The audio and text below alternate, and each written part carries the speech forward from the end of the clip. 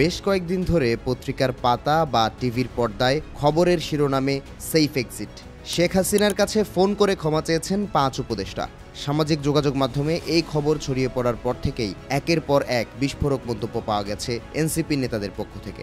যদিও এমন দাবির সত্যতা নিয়েছিল ধোঁয়াশা। এবার জাতির সঙ্গে বেইমানি করা এক উপদেষ্টার নাম প্রকাশ করেছেন জুলকারনাইন সায়ের। সম্প্রতি বেসরকারি টিভি চ্যানেল জিটিভির টকশোতে যোগ দিয়ে বেশ কিছু গোপন তথ্য ফাঁস করেন আল জাজিরার অনুসন্ধানী এই সাংবাদিক।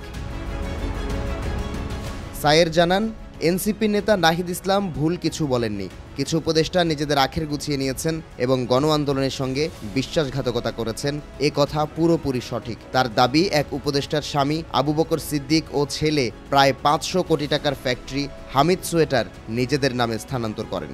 ৬০০ কর্মীর ফ্যাক্টরিটির মালিকানা ছিল সাবেক মন্ত্রী নসরুল হামিদ বিপু ও তার ভাই ইন্তেখাবুল হামিদের নামে। এই হস্তান্তর প্রক্রিয়ায় কোনো বৈধ নথি পাওয়া যায়নি এবং তিনি একে বিশ্বাসঘাতকতা আখ্যা দেন। অনুষ্ঠানে নারী উপদেষ্টার নামও উল্লেখ করেন তিনি। তাছাড়া আরেক উপদেষ্টার ভাইয়ের মোতালেব প্লাজায় দোকান কেনা নিয়েও প্রশ্ন তোলেন জুলকারনাইন। সরাসরি প্রমাণ না পেলেও কিছু ফোন কল রেকর্ড হাতে রয়েছে বলে জানান তিনি, যেখানে হোটেল কক্ষে ঘুষ চাওয়া ও নো অবজেকশন পাবার বিনিময়ে অর্থ লেনদেনের আলাপ হয়।